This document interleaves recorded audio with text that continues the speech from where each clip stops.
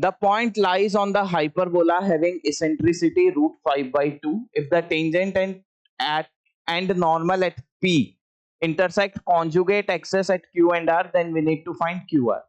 Conjugate axis इस case में y axis है. बेसिकली इस P पे हम टेंजेंट और नॉर्मल डाल रहे हैं जो कि y एक्सिस को Q और R पे इंटरसेक्ट कर रहे हैं, तो हमें उन दोनों के बीच का डिस्टेंस बताना है.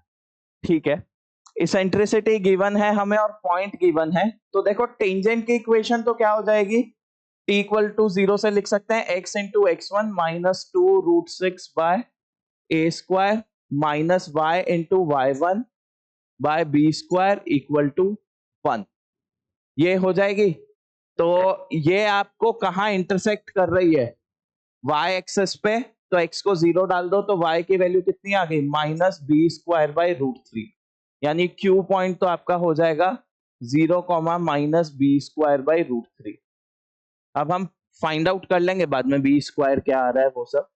और बोला गया कि नॉर्मल इंटरसेक्ट कर रहा है एट पॉइंट R. तो नॉर्मल की अगर हम बात करें, यहां से स्लोप ऑफ टेंजेंट हम निकाल सकते हैं, तो स्लोप ऑफ नॉर्मल भी पता चल जाएगा. कैसे, देखो स्लोप ऑफ टेंजेंट कितना है,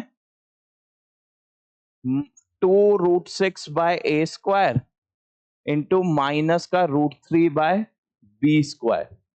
तो ये बन गया आपका 2 root 2 negative B square by A square.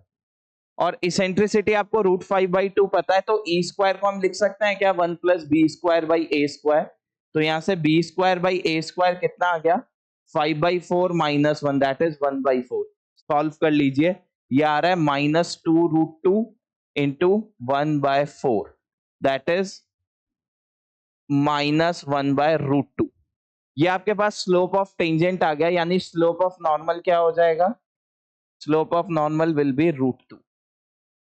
अब देखो आपके पास स्लोप ऑफ नॉर्मल आ गया, यानी आप नॉर्मल की इक्वेशन लिख सकते हैं क्या. कैसे लिखेंगे, नॉर्म पॉइंट पता है, स्लोप पता है. So y minus root 3 equal to root 2 into x plus 2 root 6. अब हमें यही तो देखना है, कॉन्जुगेट एक्सेस यानी y एक्सेस को कहां इंटरसेक्ट कर रहा है. तो y इंटरसेप्ट कितना आ जाएगा, x को 0 कर दो, 2 इंटू रूट 12 प्लस रूट 3. ये सिंप्लीफाई कर लो, कितना आ रहा है, root 12 will be 2 root 3, 5 root 3 आ रहा है ये. यानी r के कोऑर्डिनेट्स आपके पास क्या आ गए, 0 5 रूट 3. बस वहां पे आपको बी स्क्वायर की वैल्यू और सिंप्लीफाई करना है और आपका r आ गया यहाँ पे 0 5 रूट 3. Q के लिए बी स्क्वायर कैलकुलेट करना पड़ेगा. ये देखिए ये पॉइंट P हाइपरबोला पे लाई भी कर रहा है, तो एक इंफॉर्मेशन हमारे पास वहां से आ जाएगी कि जो पॉइंट P है हाइपरबोला पे लाई करेगा, तो उसको सेटिस्फाई करवा दीजिए.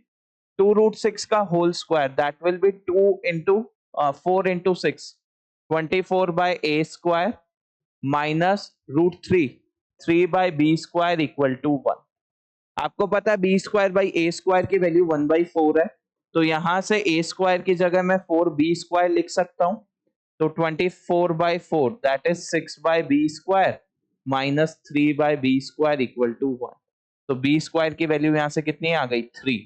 बी स्क्वायर 3 आ गया, यानी क्यू के कोऑर्डिनेट्स क्या आ जाएंगे, 0 minus 3 by root 3 minus root 3. So Q R का डिस्टेंस निकाल लीजिए, कितना आ जाएगा, 5 root 3 minus root 3 that will be 6 root 3. So option C will be your answer. Clear? Next.